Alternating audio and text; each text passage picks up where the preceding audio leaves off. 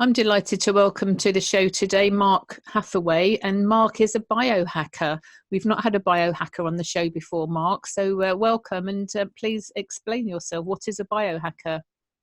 Thank you, Elaine. Lovely to join you this afternoon. Okay, biohacker.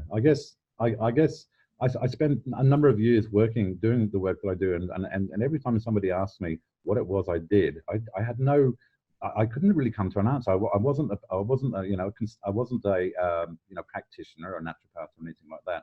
And it took a while, and I suddenly came up with I came across the word biohacker, and I had a look at what it sort of meant, and hacking into the body, and which is basically what I do. As soon as I saw that word, I thought, that's what I am. I'm a biohacker. Now, when I talk about biohacker, it's just like looking at a broken down computer or a computer, or like you've got computer hackers.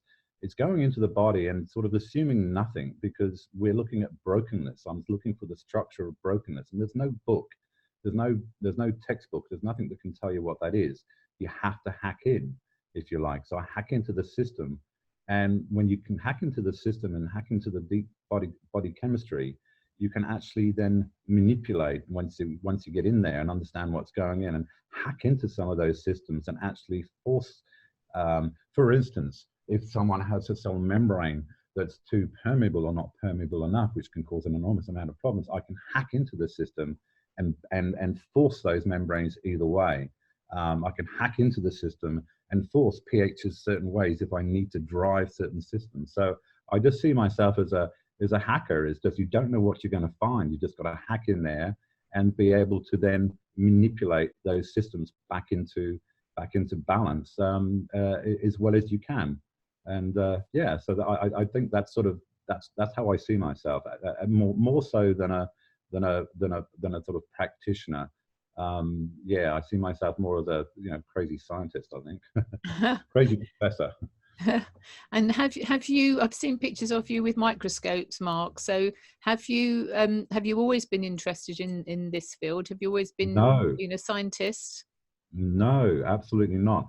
I've always been interested in the structure of things, why things happen. And I guess up until about 8 years ago, a lot of my work was in organizational culture. And I look at that work that I did there, and I really basically, when I got sick about 8 years ago, I had no intentions of ever getting into this work. But I had a small heart attack. And from then onwards, I discovered I had a few other things going on, and I didn't realize I had a fibromyalgia. I was a mess, and I thought I was okay. But what I did when I was doing the organizational culture work, and I was very successful at it because I didn't focus on the symptoms, the people, the behaviors. My focus was always on the environment, the system.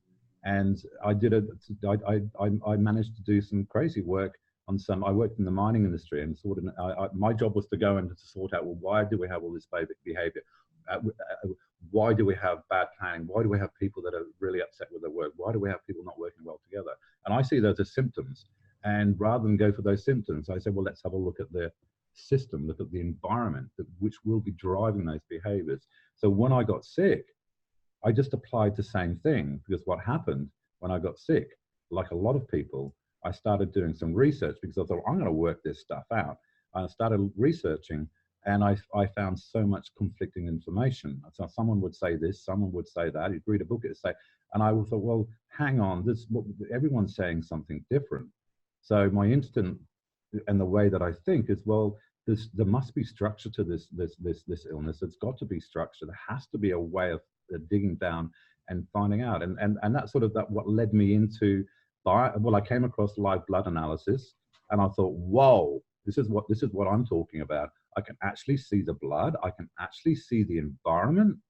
This is nuts. And I took off. I found someone in Brisbane with a microscope, and I did a lot of research beforehand about what I may be seeing when I looked at my live blood. And I said to the naturopath, I said, look, I don't want you to do analysis. All I want to do is play with your microscope. Let's have a look at my blood. And we did a live blood test. And then the minute it came up on the screen, it was enormously confronting, because I saw what I thought I was going to see. I wasn't scared of it, but I thought, as soon as I saw that, it sort of changed my life. And I said to my partner, I've got to get into this. This is nuts. Why isn't this common? Why aren't we looking at this level in general? I know people are, some people are. And it just went from there. I bought a microscope. I, um, I started working with people at work and started doing blood tests, and I started helping people. And I thought, whoa, this is pretty easy. It works for me because of my thinking, the logical thinking that I have. For me, I think of things in patterns, and I think of things in numbers, and the visual, obviously the visual, but the numbers and stuff is, the other part of the testing that I do. But I just discovered it was something that I was good at, and it's eventually led to the point where I opened up a practice and started practicing, and that was 8 years ago.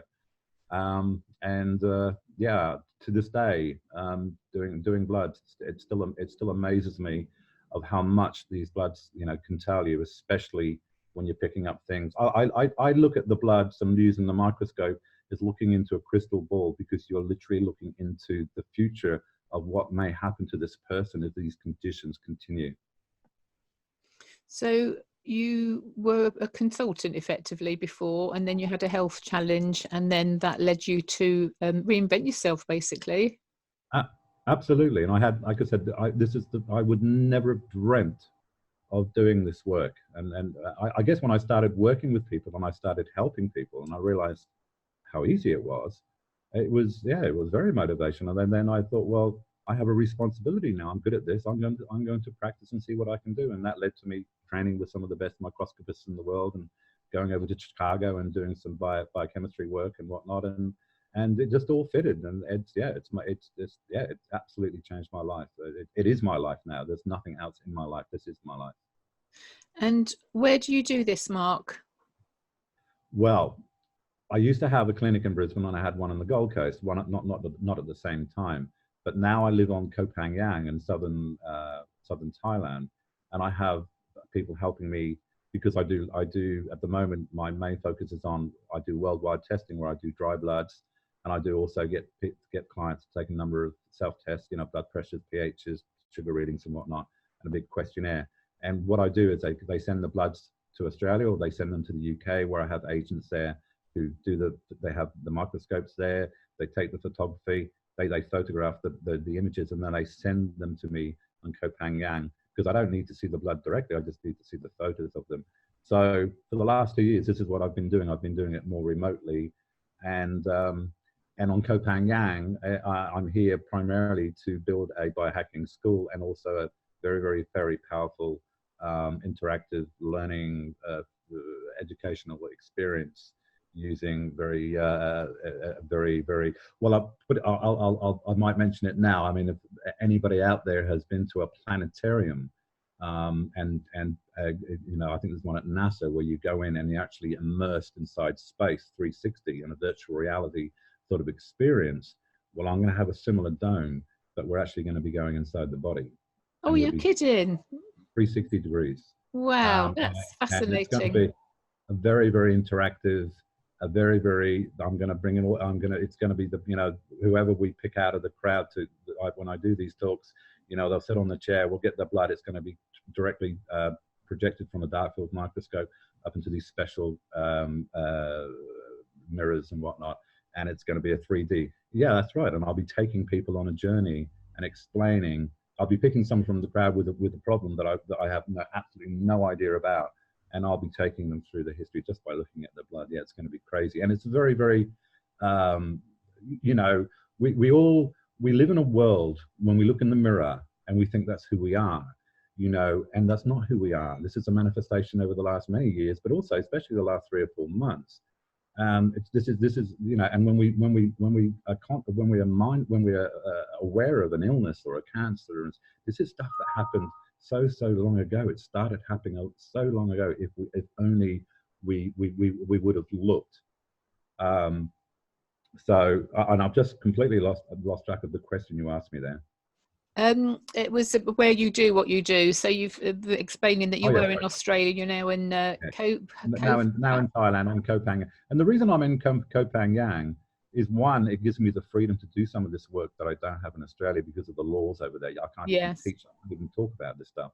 But the other thing too, because it's one of the biggest hotspots in this part of the world for natural healing. This whole island is just absolutely chock-a-block full of retreats, yoga retreats, healing retreats, vegan cafe. This place is just humming, full of practitioners from all around the world. So my thinking is that if I can, because my focus now is to get this work out there amongst other practitioners so that they can grab some of what I do. And some of it is really quite simple and can be done very, very quickly, and yet can potentially save lives. So there's going to be a lot of these people coming through. And my way of thinking is just like spreading. They'll go back to America and Canada and God knows where else they come from. And, you know, I've been, over the last 6 years, when I've just been doing the testing and the consults, I'm very, very restricted about in regards to how much I can get this out there. You know, you're very restricted. You can only do so many consults in a week. So yeah, so the feedback I've got from here, from owners of all these retreats and everything, are absolutely amazing. It's going to go absolutely crazy because it's going to be the only one of its kind in the world. Can you imagine being able to go inside the body and actually understand and see your immune system the size of footballs floating around the walls, and go like, you know, we can look inside those the immune system and explain. We can see what it means to have agglutinated blood. We can see inflammation, and then you have a different perspective. And when you do, it's sort of, you know, my whole sort of for me, it's, I want people to walk out the door and their lives are changed. They're gone, oh my God, I've seen things from a different perspective now. It's like going out and diving for the first time and put on the reef, and you put your head under the water. It's a whole different world. And it'll be the same like this. So the product initially, I guess, with although I'm going to build a clinic as well, where we actually will be working with people, will be just to get people to just have a look at things from a different perspective. And because it's visual and it'll be interactive, and it's going to be, you know, it's going to be sort of choreographed. It's going to be, this is like almost like entertainment, but it's going to be a very, very strong learning experience at the same time. That is amazing, Mark. And such a visionary. When are you planning to be open for this visual well, okay. thing? Yeah, when I say visual, this is something I've thought about for many, many years. I've got into virtual reality glasses, and you know, the three, you know, when you put the mask on and all that, it didn't work. It just didn't work. And so I've been thinking about this for a long. This is a long dream of mine. Okay, so what have we done? We've got the land. We've got the land on one of the most beautiful beaches here, right on Hathaway on the northwest of the island. It's absolutely beautiful. I've got the best block of land.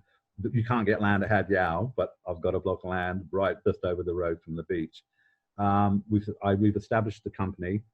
Everything's ready to go, but we're now designing and finding a builder to build the dome for us, because it's going to be a two-story thing. Underneath will be the clinic area, and maybe some research too. I think we need to get into some research into natural medicine and prove some of these things that no one's ever doing any testing on. And then upstairs will be the biotorium, if you like. That's where we're going to have the visuals and stuff like that. I'm thinking probably, I was hoping for Christmas, because the season starts here, and there's thousands of people coming here after Christmas, and it's about a 4 months sort of season. But we'll see. We're in Thailand, and it's not, you know, it's been an absolutely complicated process to get to this point, because you have to go, it's very, very complicated to do something like this in Thailand. So, you know, we've got to that point, but it's just a matter of, finding someone that can do it, that we can trust. And there's a lot, you know, we're in Thailand, so we just got to be, you know, we're struggling to really get some solid feedback from someone that we're talking to as to can they do this for us or not. But when we do, you know, finally design it, and this is going on right now, and find someone to build it, and that's probably going to be 2 or 3 weeks. Well, then it's just a matter of then scheduling in and seeing how long it takes for all the paperwork. You know, once again, we're in Asia. Paperwork doesn't happen quickly. You've got to have good legal people that know how to bypass a lot of stuff, and you know, like, get to talk to the right people. But I'm hoping for January. You know, if everything goes right. If it doesn't, and we don't get it right, because you know, it's quite a highly technical thing. You know, we're bringing these specialist lenses over from Australia, like, to do this, to be able to magnify something at 2 microns across, you know, in clarity, and in good balance at, around a 10-meter radius dome, it's going to be a bit of a challenge. So we'll see how we go. But it's not going to be open until it's right. So if it takes another 6 months, it will take another 6 months, but it's going to happen. It sounds as though you're going to need a whole team of people to help you. You're going to have hordes of people queuing down the street by the sounds of it. Well, I'm bombarded by. I have a small team here now. My son has joined me from Australia. I helped turn my son's life around a few years ago through this work, and he changed his life. But my son, over the last two years or so, he's been very, very interested in epigenetics, and epigenetics is something that I want to bring into the work that I do, because I understand the importance of, not just the chemistry and the bloods. It's about the thinking and the, the environment, the thought process that people have, and how they think, and how that can affect their healing, and how it can affect their body's ability to be able to switch on and switch off genes. So that's something I want to bring into the business. So he's joining me. He's left a very good high-paid job over there, and he's joined me because he's so passionate about this. And he's going to be training. He's going to be training with Joe Dispenza, in person, early next year. And so late next year, he'll be bringing that in. So it's like I said, it's one of those. There's one of those areas that's missing. I've also got a doctor that I befriended quite a while ago. He's a pharmacologist. He's a doctor. He writes scientific papers. He wants to write papers on the work that I do. He's going to become part of the team. He's going to be working on a lot of energy medicine. And I have a couple other people too already that basically are on the team, ready to go, and for me to start training them up on the microscopes. Because one of the things I'll be doing is probably once or twice a day, I'll be doing a presentation. This is where we get the person out of the crowd. And the end of the day, I know what's going to happen. Every one of these people are going to want to have their blood done. And so we're going to be ramping up quite quick, because from the first day, I know what's going to happen. We're not going to be able to cope with the people, because it takes an hour to do a proper analysis and whatnot. So yeah, it's going to be interesting to see how we go, and we're going to need to buy more microscopes pretty quick. The other thing we're going to do too, while I'm talking about that, we're also going to be building this whole beautiful area up on the hill overlooking the dome, and making what I call a tonic bar, where it'll be just a place where I call it a tonic bar, but I'm really into tinctures. I'm into tonics, especially Chinese herbal tonics and stuff like that. And I'll be able to, rather than having a coffee or a beer, it'll be like, what's going on? Oh, excuse me. Sorry.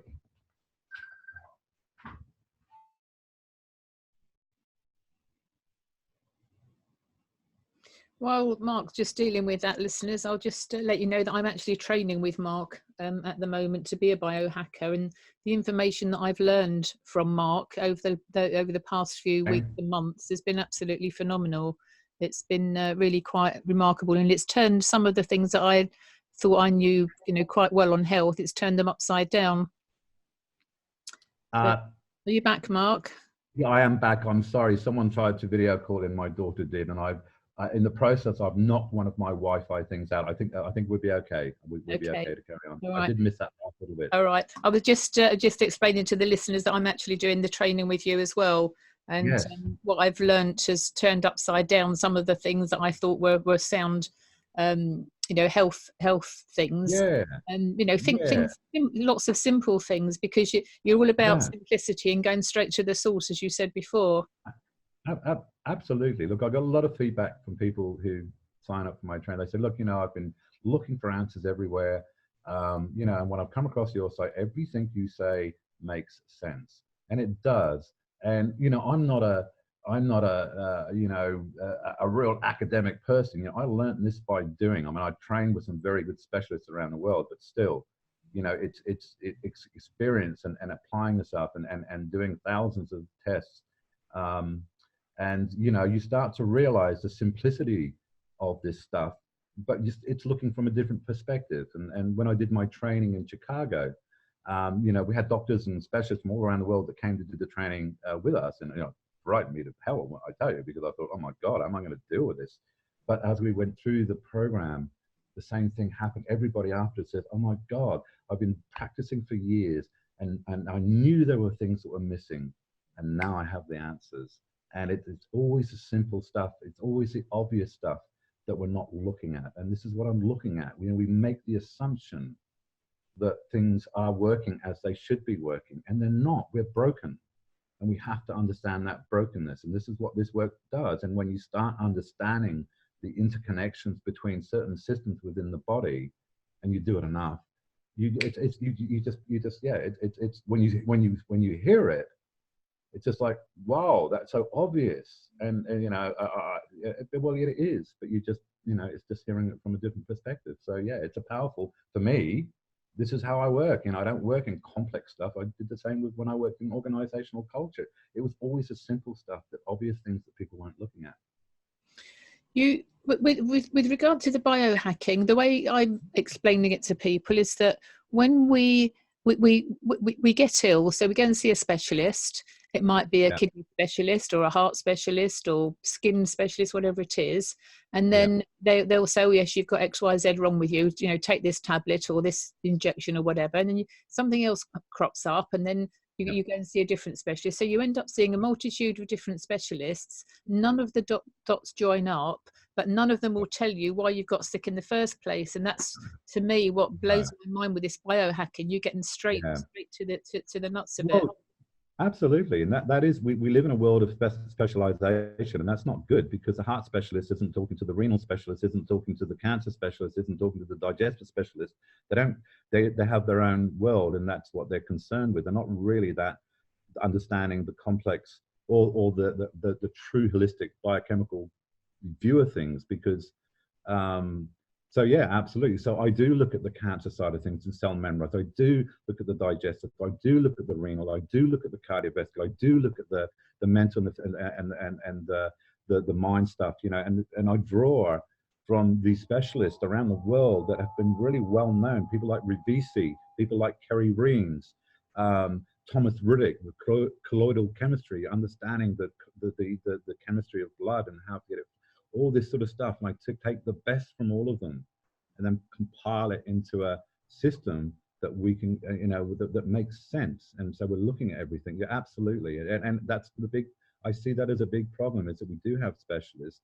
They don't educate their clients, and I educate my clients as much as I can in the time that I have.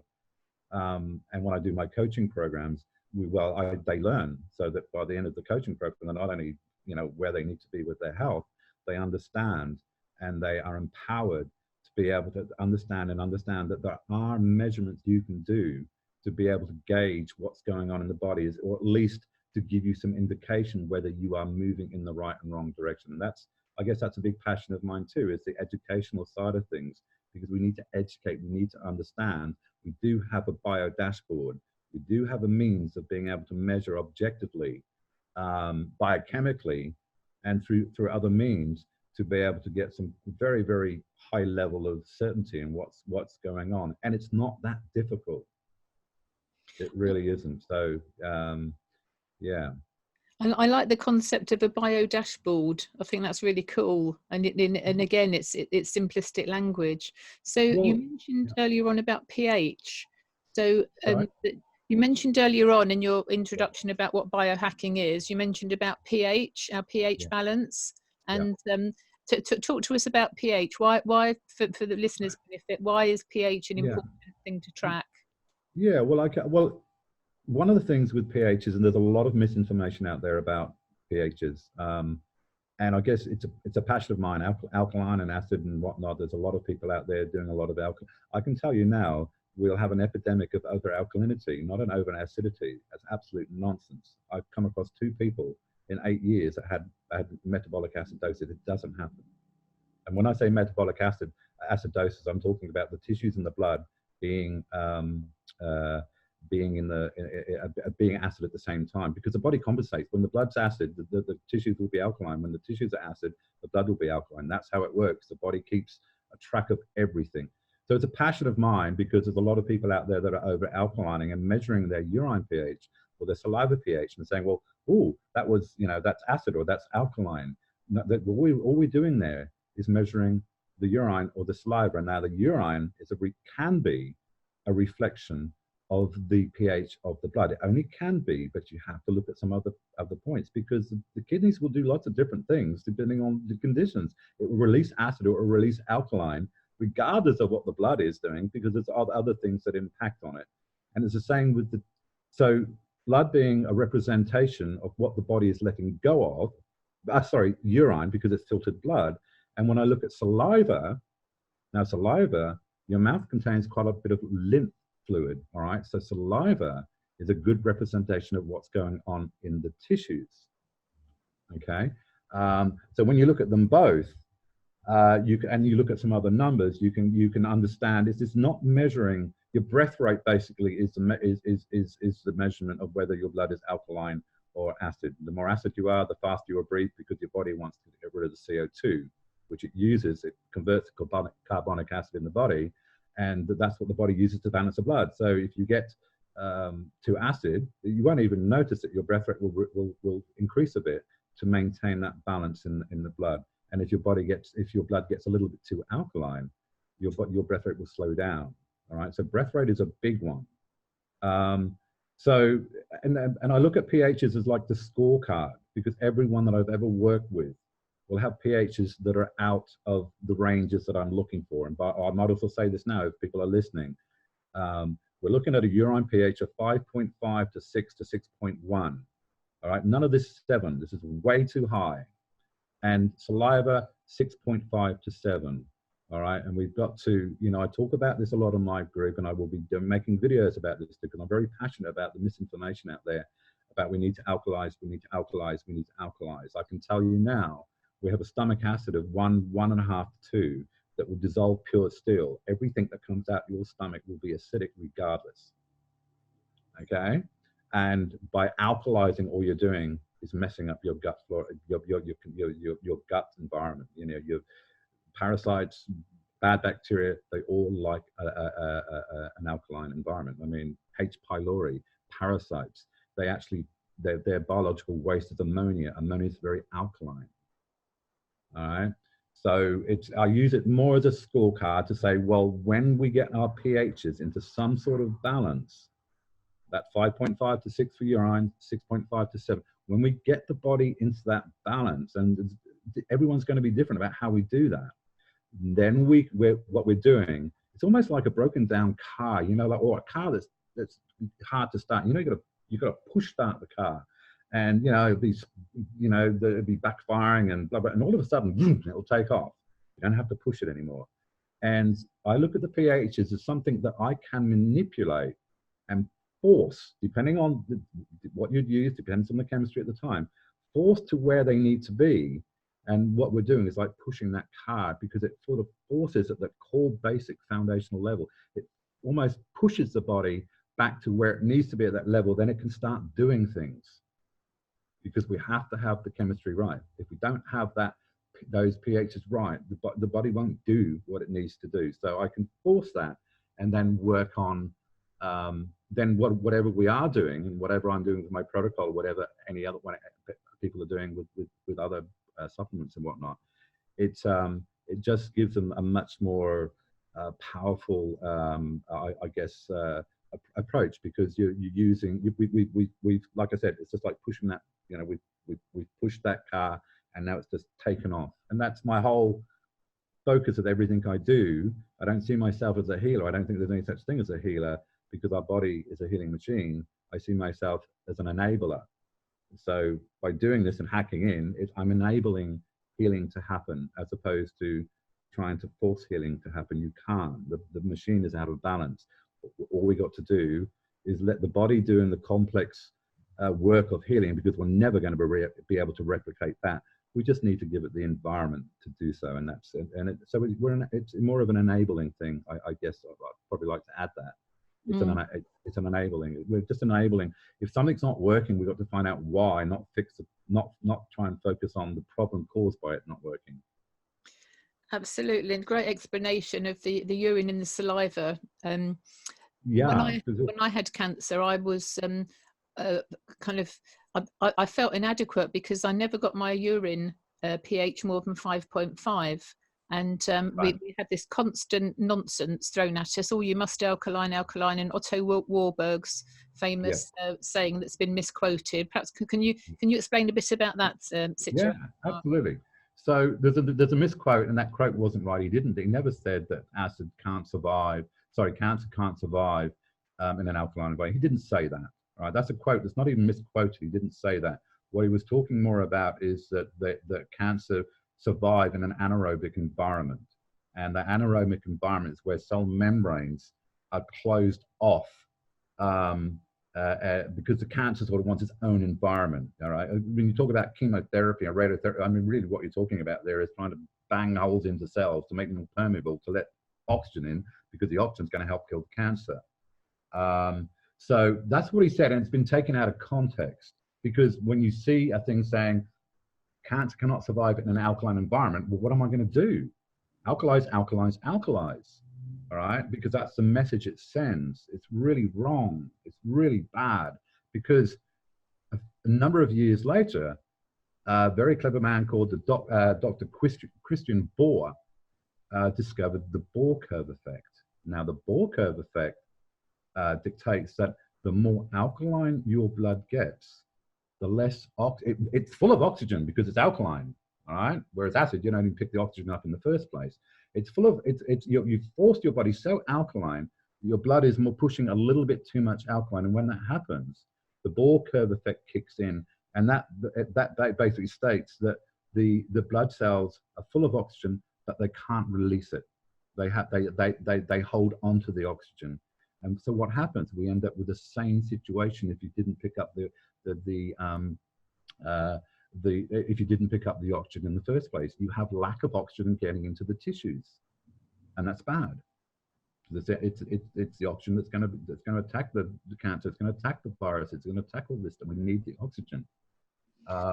So it's been misquoted. Well, it wasn't. He never said that, from what I can find out anyway. But it's just the way it's been written.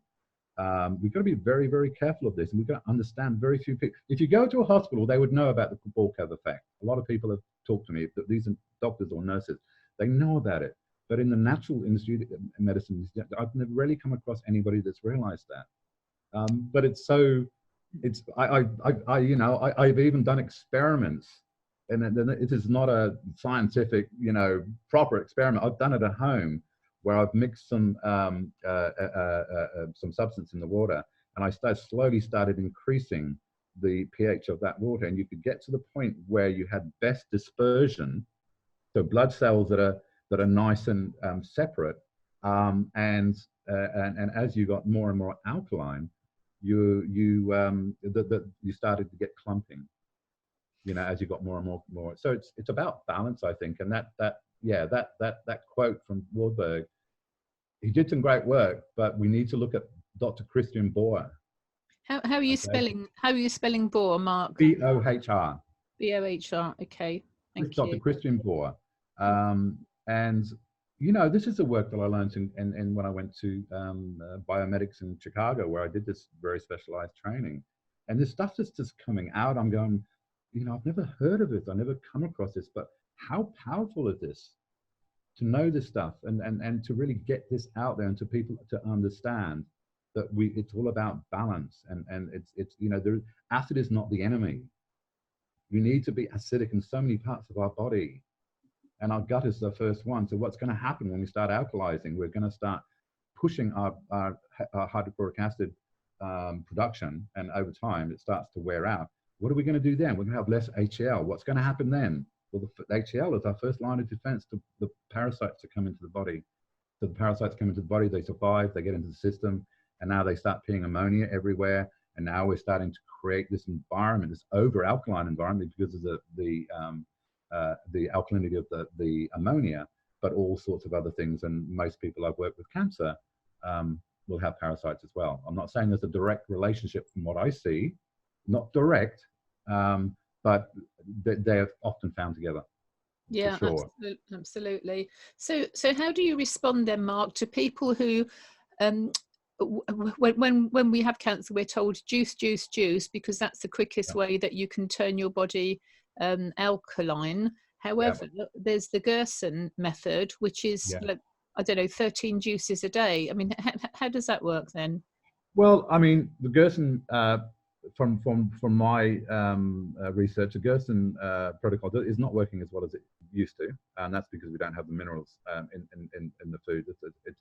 Look, there's a lot of different there's a lot of different ways of addressing this. Sorry, I've forgotten what you just said. What's the question you've asked? My mind's just gone. I was just kind of questioning why the Gerson method is all about juicing. Yeah, okay, but the alkalinity. Look, it's more about the minerals than the alkalinity. Right. If you were really concerned about the alkalinity, you just shove loads and loads of bicarb down your throat, and that's the worst thing you can do, because once again, there are people going around saying people have healed through bicarb. That's absolute nonsense. The only person that's ever been healed through bicarb is when bicarb has been injected directly into the tumor. There are so many other biochemical processes going on in your body which dictate whether your blood or your tissues will be acid or not. And it's not directly related to what you put down your throat. Okay, so the Gerson method is all about minerals, not about alkalinity, all right? It's not about the alkalinity. It's more about the high dose minerals. And for some people it works, and some people it doesn't. If I could test these people before they went, I'd probably be able to tell you which ones would work and which ones wouldn't. But that's the thing. You've got the Gerson therapy. You have a lot of people using oils and THC, and that works for some people as well. There's the Budwig diet. I would ask the question, with the Budwig diet and THC, what's commonality between those two things? Well, they're unsaturated fatty acids. What are unsaturated fatty acids do to cell membranes? They open them up. All right. So, magnesium will do the same. We've usually used magnesium. What does magnesium do? Open up cell membranes. What does MSM do? Open up cell membranes. It forces, or at least as well as it can, forces these membranes to be more open, be more permeable. So yeah, it's not an alkalinity thing. It really isn't. And I think with the, like I said, with the Budwig diet, there are people healing themselves of cancer. With the THC, people are healing themselves of cancer.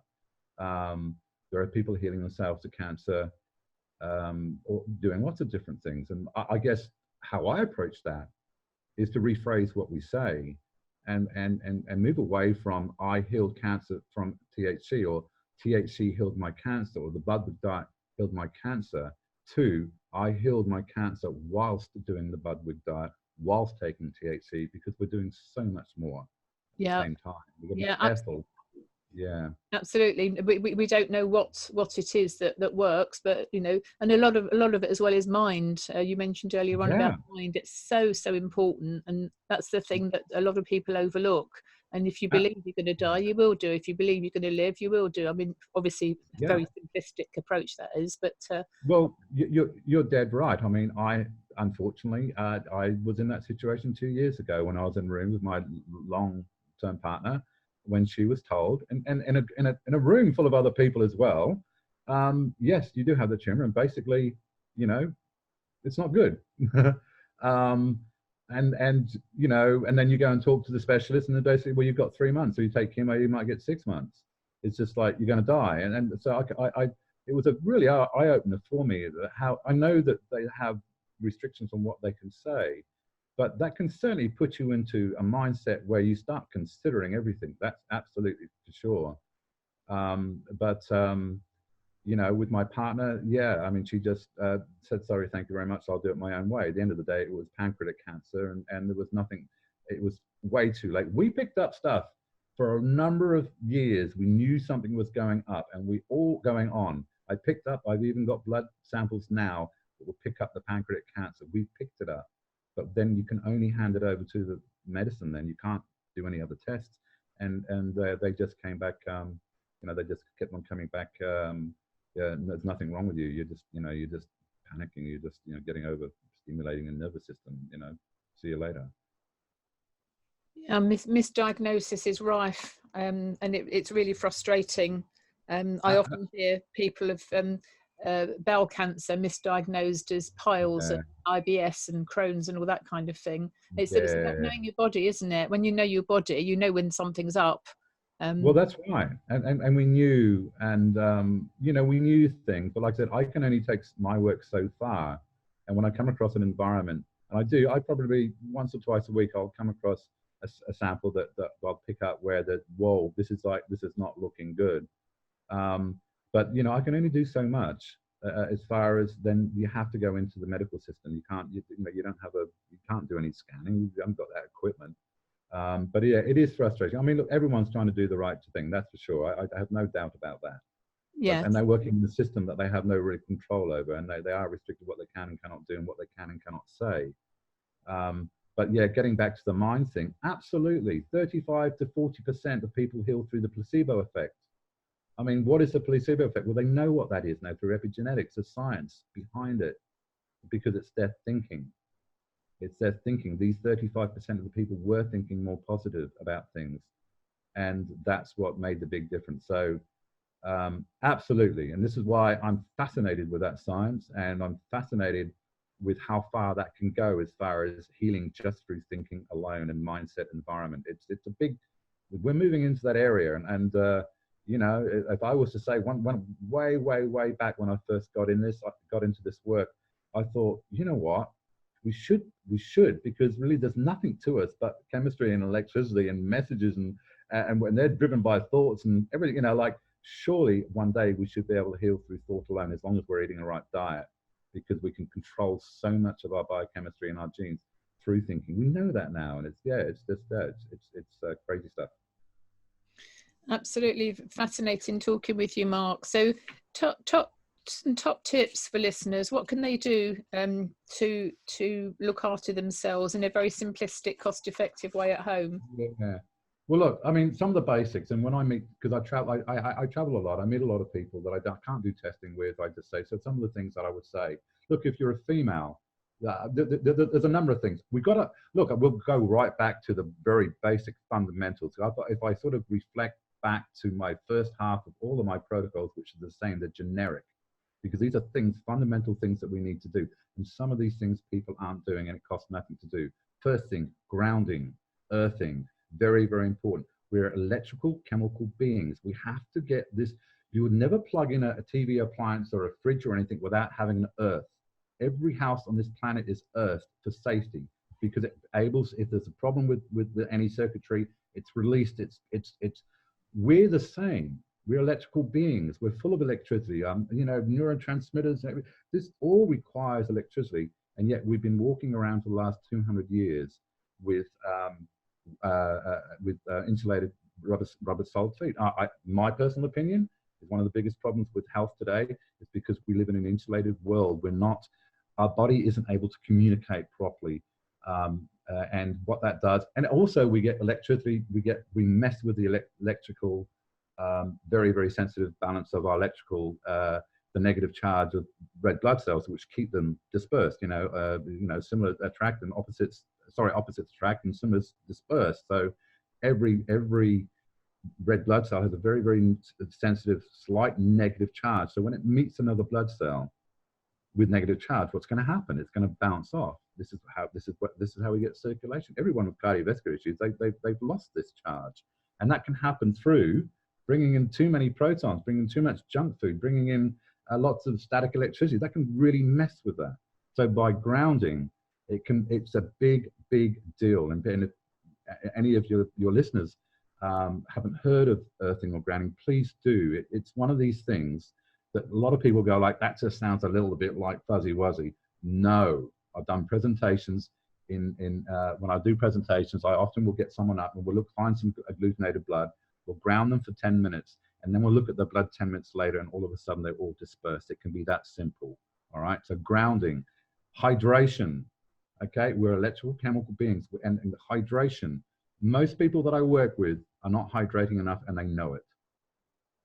Okay, and my first question is, you're paying me to do this testing, and you're not even doing one of the most important things you have to do to make everything work, and that's to make sure the river of life, our bloodstream, is able to flow properly, because it's 75% water. Our gallbladder will start to pack up if we're dehydrated, and the gallbladder will be one of the first things to go. And if the gallbladder goes, wow, we're in a mess. So hydration is very, very important. 2 to 3 liters a day, and making sure that we're adding some good salt into it as well. Okay, so a lot of people, if you have low blood pressure, especially, and you're keeping away from salt because you've been brought up to believe it's bad. Good salt, Himalayan salt, Celtic sea salt, it's full of good minerals and electrolytes, what we need. So, but we need to have the flow. How do we get nutrition into cells and toxins out of cells? Through the river of life, through the flow of our bloodstream. If that's dehydrated, what's going to happen? We're going to have congestion. And what's going to happen when we have congestion? We're going to have low flow. Life is all about flow. And everything that stops flowing and stops moving, well, it starts dying. Everything in nature. The business stops growing, it starts dying. It starts dying. Everything in nature. So we've got to keep that flow, and the more flow we have. So, you know, don't underestimate the importance of that, because most, like I said, most people are dehydrated. And when I get to that spot, it's the second point. But right at the top is grounding. The next one is water. I'm like, you've got to do this, because nothing else I'm going to tell you is going to work unless you do this. There's no point. Next thing, especially if you're female, boron is very, very important. And when I meet people that say, especially females, 30 years old, and they ask me, what are some of the things I can do? I tell them, I'm giving you a gift right now, a very, very powerful gift. Start taking boron now, because you don't want to wait until your 50s and 60s, and you are where a lot of my clients are now, where they didn't take boron, they didn't know about it, but it's really, and they've got osteoporosis, and they've got, you know, a body that's crumbling and stuff like that. I see a lot of that. So boron is very, very important. It's a no-brainer. Start taking it 3 to 6 milligrams a day. Magnesium, very, very important. Most people, 80% of people out there are lacking in the magnesium. Magnesium is so important for the nervous system. It's very important for the cardiovascular system. It's very important for just chilling the body out. It's very, very important for about 500, 600, 700 different biochemical reactions that go on. If we're low in magnesium, and we're not going to get it for our food these days, we're going to be struggling. All right. So and there's so many different types of magnesium. I can't get into detail because it depends on your chemistry. If it's magnesium glycinate, magnesium malate, magnesium chloride, magnesium oxide, magnesium citrate, would depend. But in general, if you go for, you know, if you've got sore muscles and stuff like that, I'll go for magnesium malate is a very, very good form. If you have trouble sleeping, maybe magnesium glycinate at night. Sometimes you can make up some magnesium chloride oil using magnesium flakes, mixing with some water, put it in a spray bottle, spray it on your body. That's another way of getting magnesium into you. But if you're taking capsules, or you're taking some ionic magnesium, the fluid, for a female, say 400 to 500 milligrams a day, a guy maybe 600 to 800 milligrams a day. Very, very important. MSM, organic sulfur, for 80% of the people can be life-changing. One of the most important mineral supplements on this planet is MSM, because every biological transaction that happens in the body uses up a bit of sulfur. All right, so when we're lacking in sulfur, we lack in everything. Our skin, our hair, our ability to keep our liver cleansed and whatnot. So when you add MSM back into the system, and I'll say MSM is organic sulfur, all of a sudden, all these wonderful things can start happening, because what you're doing is you're opening up doorways, you're releasing. You might open up, you might say, for instance, take MSM, which will push membranes more permeable, and if they're not permeable enough, if they're too close at the first, when you take them, you open up and get that more of that flow into the cells. But then that flows on to so many other things, and you've just done one thing. Now your liver starts to detox, because it's a methyl donor, so your liver starts to detox. All of a sudden, your skin starts shining, your hair starts growing. Why? Because now you're getting protein, you're getting these nutrition. Your nails are going harder. You have more energy. It's just amazing what can happen with MSM. So, and MSM, especially for men. All right. I don't work with many men. And I often say to clients, I said, get some MSM anyway. If it doesn't work for you, because sometimes it doesn't make much difference. But for guys, every time I've given it to a guy, they think I'm God, because it changes their life. They can't believe it. All right. But both female and male is good, but males especially. And if you as you get older, and any sort of arthritis, because it will take arthritis, it will reduce inflammation, bang, just like that. I'm talking maybe within 5 or 6 days. Arthritic pain, stuff like, you can get rid of that in no time with MSM. Simple. What other, then we start moving into some of the areas where we depend on the chemistry. But one other thing I would say, which I recommend everybody take, is Tulsi powder, common holy basil, one of the most powerful herbs out there, and it's quite cheap. It's quite cheap to buy. You can get the tinctures, or you can get the powders, or what it is that you can buy the Tulsi tea. But this is one of the few supplements I take is Tulsi, because it's like insurance. It's very good for the adrenals, for cortisol levels, for your thyroid, for insomnia, for your anxiety. This stuff is nuts. So that's very, very powerful. I tell everyone, start doing that straight away. It's anti-cancerous. How are you spelling Tulsi, Mark? Tulsi. Tulsi. Or it's holy basil. Holy basil, right? Okay. All right. Holy basil. Yeah, I don't know if I just mentioned just now because it's maybe a little bit more relevant. Yeah, it's also anti-cancerous. On its own, is it going to do is it a wonder drug? Well, it's a wonder drug to be able to give the body support to do what it needs to do. Because remember, if we're sick, we're only sick because we've got so many things going on, but the body obviously doesn't have the ability to be able to fix you. It doesn't have the resources, so we need to give it the resources. You know, if we have low electrolytes and we have no means of moving much energy around the body, how's the body going to fix you? It's not. It's going to maintain where you're at. It can only juggle so many balls. So what do we need to do? We need to relieve that need for the body to be able to have to draw that energy that could be used better elsewhere. And something like Tulsi can help you do that, all right? Because it just takes the weight off. And now the body says, now I've got a bit more energy. Now I can start working on this area. And now I can start working on this area. Because all it's trying to do is heal anyway. It can't do it because it doesn't have the resources. The other thing I would say, one other thing, and especially if you have pets, but even if you don't, do a parasite cleanse every 6 months. It doesn't matter, you know, if you've got pets, especially if you've got dogs, definitely do them every 6 months. But even if you don't have pets, I'd say do them every 6 months, but at least once a year. Because the majority of people I do work, I believe we all have parasites. I believe there's very little that's ever going to happen to us that isn't already happening to us right now. As we all know, everyone's got cancer. We just wipe that every day. And if we provide the environment for them for it to flourish, well, it will. And it's the same as parasites. There's nothing wrong with having a few parasites. There's nothing wrong with having candida. We need candida. It's important.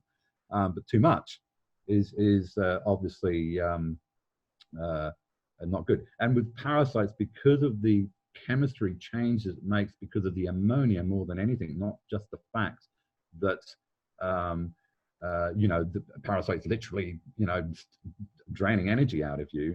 It's the waste that they produce, that ammonia, and ammonia thickens blood. It makes it more viscous. It puts the stress on the heart. Heart's a big muscle. What happens with big muscles over time? They build up and you don't notice it. You don't realize your heart's working. You know, you wake up in the morning and you're wondering why you slept all night, and you're still tired. Just because you've been playing tennis all night, because your body's been pumping this stuff, this thick crude oil around your body, as opposed to red wine, and that's the ammonia. So there's lots of flow-on effect from that. If you can't get the circulation, you can start seeing there's so many interconnections. But that's another thing you can do without having to do, you know, I say that even if I don't see parasites, I said just do one every now and then. Yeah, and then it okay. Couple other things. If you're over 32, digestive enzymes, just start doing it. Look at hydrochloric acid. If you're burping, you're bloating, if you feel a little bit more bloated at the end of the day, okay, because you're bloating a little bit, where does that bloating come from? It can only come from one place. You're fermenting. We're fermenting. We've got bacteria producing this gas. It can't come from anywhere else. Well, then we'd have a sign that we need to start looking at hydrochloric acid supplementation. Majority of people, nearly every person I work with, needs hydrochloric acid. The low hydrochloric acid is the root of all evils. Okay, but you may need to do a little bit of testing to really work out whether that is an issue for you. But most people is. But definitely digestive enzymes, and if you can get some digestive enzymes with a little bit of hydrochloric acid, and that could be quite good too, especially if you're 30, 31, 32. As we get into our mid-30s, our body's ability, our liver starts to drop off its ability to be able to produce these enzymes at the rate that they need to.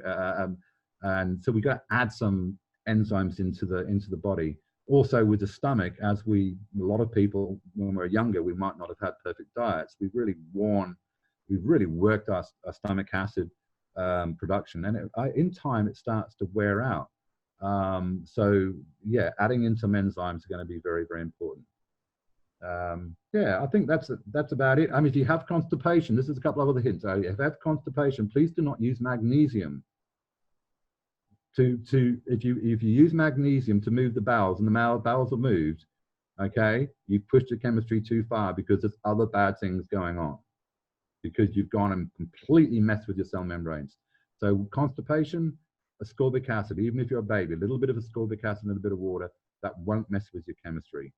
Okay, and if you have diarrhea, because remembering with the bowels, it's very, very important to keep things moving at a good constant pace. We can't slow down, we can't be too fast. So if we're going a bit too fast, we have to fix the problem, and that will be probably the fact that our gallbladder is struggling. We're not quenching that acidity, and when we have acidity in our intestines, which is going to start dissolving our intestines, all our body wants to do is get it out, and this is why we have diarrhea a lot of the time. It's because our bowels struggling. Bowels very alkaline, and it stops that, and it slows things. Alkalinity is slow, acid is always fast. So if you have diarrhea, I would look at something like L-glutamine.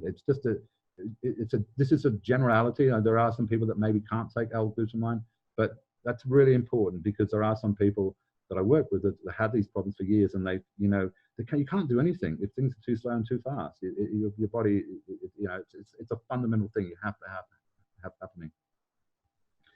But apart from that, yes, it will depend on the chemistry to be able to.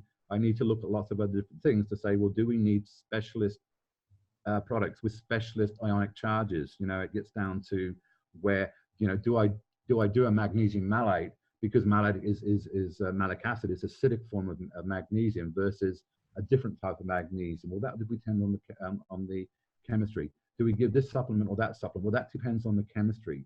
Do we, and part of my testing is to understand electron flow and energy flow and stuff like that. And do we have lots of protons, electrons? Do we have lots of cations, positively charged molecules in our body, particles, or do we have lots of negatively charged? That will then dictate sometimes what you would recommend. It gets down to that detail, and it can be very, very important sometimes. That's incredible, Mark. That's some really, really useful and cost-effective tips as well, because lots of the things, even though there's quite a few that you'd gone through, they're not all that expensive, are they, when you look at the individual costing of these things? And it's basically, we can't afford not to, can we, if we avoid this guidance? No, we can't. Like I got sick 8 years ago. I thought I was quite healthy then, and I had no idea. Now I'm 58 years old now. I've never been more healthy. I've never felt so good. I've never had so much clarity. I've never been so switched on. I've never been so happy. And I say to my clients, nothing beats feeling good, and you have to. Don't put up with being sick. Your body's trying to heal. It's not healing. It's something wrong. It's not the problems that you're looking at. These are just symptoms. So, my belief is everything can be turned around if we look close enough, and we track. This is where it gets a little bit different. This is why I run my coaching programs, because we get to track stuff and we get a little bit more detail. But look, there's nothing that can't be turned around. I mean, obviously there are some things, but in general, there's nothing. That's my belief. It's a core belief I have. We can turn everything around because the body, that's all it's doing. And if we look at that from that perspective, and sort of why can't it do its job, and look at from that perspective, you're looking at different things as opposed to trying to work out why we have this symptom. And these symptoms are nothing else than, I'm sure most people listening will have gone to a fairground somewhere where you see these little puppets pop out of these holes. You might have 10 holes, and you bang on with a big hammer thing, and bang, and then another one pops up there, bang. This is what's going on. You can do it all day long. It doesn't matter. You suppress one, another one will pop up. So yeah, by addressing and looking at things from a different perspective, and this is just a different way of thinking, nothing else. This isn't rocket science. It's just a different way of thinking about things, and taking the complexity out of this, because complexity and confusion is going to create, it's a business. People are scared, so they'll snap at everything and try everything. And it's, we live in a complex world where even natural healing to its extent is being commercialized, and it's a commercial. It's a little different than the pharmaceutical industry. It's just that we're dishing out and natural medicine as opposed to chemical medicine. It's the same sort of thinking, and it's wrong. What's your view, Mark, on diet? You've mentioned all these different supplements and the fact that the minerals in our food isn't what it was years ago, and over farming and toxicity, etc., etc. But how much of an impact would you say diet has on our health and well-being? I would say my philosophy of diet is we control diet, don't let diet control you. Yes. Okay. We should be focusing on digestion. Everybody that's sick, everybody that's having an illness right now will have digestive issues. I guarantee you. I've done thousands. I haven't found one person that doesn't have a digestive issue. It's just that we don't think about this because we think bad digestion is having diarrhea or constipation. There's just so much more to it.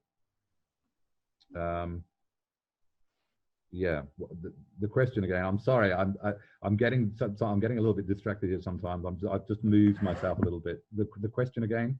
It was the impact of diet. How important is diet? Yeah. So look, I often say, look, fix your digestion. You can eat cardboard and you get nutrition out of it. All right. Look, when we have a perfectly working digestive system, we're only going to get about 35% of the nutrition we're taking anyway. So we're already pushing things uphill already to start. It's a struggle to start with. So fixing digestion, and you're better off fixing digestion having a relatively poor diet than not fixing digestion eating a perfect diet, because you have the false belief that you're actually doing the right thing with, I work with so many people that have perfect diets, organic, plant-based, whatever, but the digestive system isn't working, so it's a mess. The body doesn't know what to do with it. It's the wrong chemistry. Where I've worked with people that have relatively poor diets, but their digestion is working. It's obviously we want both, but it is a struggle anyway. But fixing digestion is where it's at. I've helped turn more lives around by focusing on digestion than anything else. And when you do, it blows people away about how simple it is. And it's just about making sure that we have that right balance of stomach acid, gallbladder working well, the pancreas working well, and we have all these things in balance. When you do that, you don't have to fuss too much about every little thing you eat. It's okay. The body deals with it. We go for a run up the road. We produce so much acid. It's not funny. Our body deals with it. It's okay. But having said that, if I was someone to say, well, what do you recommend? Well, I do like the blood type diet. I have research. I've studied that.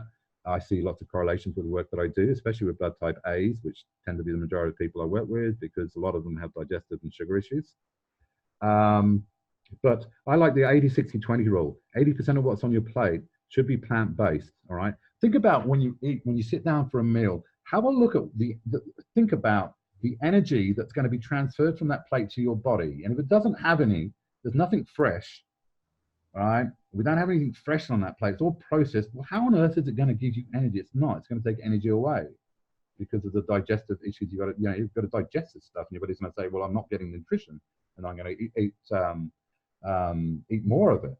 So yes, digestion is everything.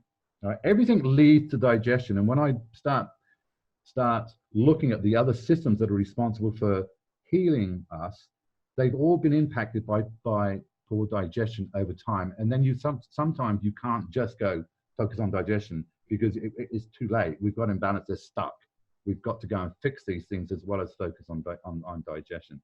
But if we all sort of focused on digestion before these things started going wrong, we'd never have a problem. As long as we're bringing in, I was talking about the 80-60-20. 80% what's on your plate being plant-based, right? Because it's live energy. Okay, probably 60%, probably a good proportion of that to be 60% of that to be steamed veggies, not too much raw. Okay, 20% had to be raw. 80-60-20. I get confused sometimes. 20% protein, only what fits in the palm of your hand, and 80% of the what's on your plate should be plant-based. 20% of that can be raw. But remember, you know, especially in the UK, everyone goes driving and sees a cow standing in the paddock chewing grass and chewing his cud all day long. That's all they do. And they have 4 stomachs or 4 stages of digestion just to be able to get at grass. Right? It's not easy to be able to digest lots and lots of raw food. All right, so steam the food. And if you stick to that, add some good oils, some good runny oils, which is unsaturated fatty acids. They're negatively charged. They're good, but we also need the saturated fats. So because it's you know, the good. I don't have a problem with animal fats. Animal fats are very, very good. Butter, good grass-fed organic butter is very, very good, especially later in the day, because it's the saturated fats that start closing our membranes down, ready to rebuild overnight. We go into this anaerobic. Nothing wrong with being in an anaerobic state or environment, but that's at nighttime. This is why we fall asleep, because our membranes close. We have no oxygen. We wake up in the morning, our body turns catabolic. It opens up. We have oxygen. We wake up. It's as simple as that. Just like a flower, it opens and closes. But a flower doesn't grow in the day, nor do we. We grow at night. We rebuild at night. So does a flower. It shoots up overnight. You mentioned oils, saturated and unsaturated. What's your view on things like omega-3 krill oils? These sort of things that are quite fashionable. Yeah. Look, I prefer to get it from diet if we can. Like olive oil is a very, very simple, olive oil is very, very powerful. It's negatively charged. We're looking at what we're looking at when I'm looking at oils is the charge, because positively charged or cationic, which is positively charged, they stick together. All right, and negatively charged, like I was saying before, negative, what happens? They disperse. All runny oil is negative charged. That's why it's runny. They won't stick together. All saturated fats are positively charged. They stick together. So it's just about getting the balance, but I prefer to get it through diet. Yeah, look, taking krill oil, which is very catabolic inducing, it can help some people. It's like hit and miss. They say, oh, I did this, it really worked for me. That's because you had the chemistry that it worked, you know, it worked for that. When the next person did it, it didn't work for them. So yeah, I don't really recommend that sort of stuff. I just say, look, making sure olive oil for special, lots of olive oil, and saturated fats, and you know, lamb, for instance, is one of the best. It's a very easy, lamb's very easy to digest, and it's got very good fats there, very good saturated fats. All right, so more runny oils in the morning, because what we're doing in the morning, and sometimes what I'd recommend, I'd say we'll do it in the evening or do it in the morning, depending if it's catabolic or anabolic inducing. If we're in a catabolic stage of the day, well, let's take the catabolic inducing things now. So we have the more oils in the morning. But if you took oils at nighttime and you were already a bit catabolic and you took a load of olive oil, you probably wouldn't sleep because you've just woken up your cells. Okay. So, you know, not to be too, there's so much around, you know, krill oils and all these special, I don't go there. They're things you can play with, but you know, they're not important from my perspective. We don't get sick because we lack krill oil in our diet. Okay. You know, so I just try and stick to the very narrow, basic fundamentals that we must have right, and we can do that just through, you know, you can use certain minerals or you can use oils, but I mean we need the oils anyway because we need energy, we need consistent energy. So one of the big things I would say with oils is a large percentage of people I work with have dehydrated gallbladder, and if we have dehydrated gallbladder, we're going to have problems breaking down, emulsifying these fats and getting them. If we have that, we have low energy, and then we rely on carbs, then energy levels are up and down like a yo-yo. And anybody out there have energy levels up and down like a yo, it's because your body's relying on carbs. It can't burn the fats. You can't burn the fats, but then you're going to have problems with cell membranes too. And so then you look at cell membranes and go, well, we have an imbalance there. Of course we do. We've got gallbladder struggling. So once again, it's really important to get the chemistry and the mechanics right. And then you're just going to get so much out of what you're already doing, as long as you're not eating pizzas and Cokes all day. You know, I work with people that half their problem is the stress that they have over what they're eating. That's causing the problem in the first place. So how do people get hold of you, Mark? I mean, there's so much you've gone through today. It's absolutely fantastic. Thank you so much for sharing all of that. But how do people get hold of you? The easiest way is to join my Facebook group, and I know you have the link there. Biosynergy Pro. Oh, sorry, no, that's my page. I don't use that anymore. Biosynergy Health. You'll see a picture of me and a microscope. I think there are a couple of Biosynergy, or there's similar names with if you search for it.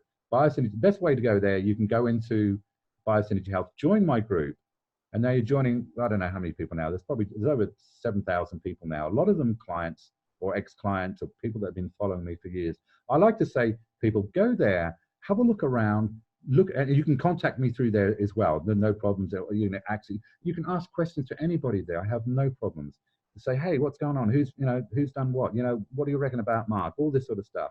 This is my resume. So join the group, and with that group, I do share a lot of information to it, which is that I'm very passionate about educating and getting it out there and sharing the stuff for nothing. This is like, if I know something that's of value, the last thing I want to do is say, well, I'm not going to tell you unless you pay me.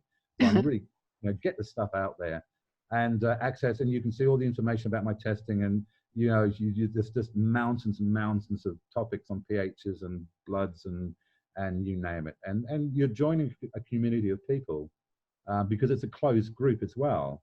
I've built up a group of people that they're only there because they've been recommended. Well, you can't share anything, so it's a good close. It's a good fam. I treat it like a family. I have people that have my back and look after me, and there's very rarely any little trouble or anything like that. But it's I look at it more as a family because people have been been there for following me for years now, and it's great. So that's the best way for sure. Okie doke. So that's Biosynergy Health on Facebook. Biosynergy Health. Yeah, on Facebook. Look for the picture of me. You can't miss me because of my hair. It's a little bit white. With the microscope, and you'll know that's who I am. And there's about 7,200 people there now. So that look for something like that.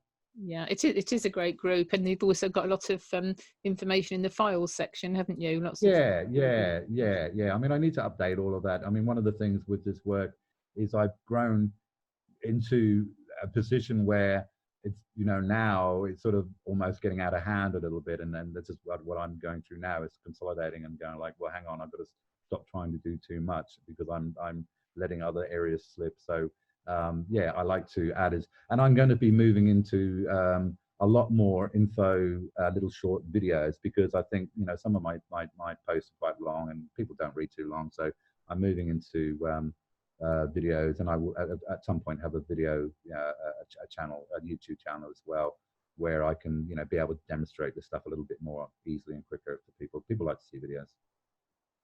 Brilliant. Well, thank you so much, Mark. And this interview will go out on the radio, and we Fantastic. will continue to follow you on Facebook. So Biosynergy Health, yep. Mark Hathaway. Biosynergy Health. Yep, lovely. Fantastic. Well, it's been lovely talking to you, Elaine. Elaine,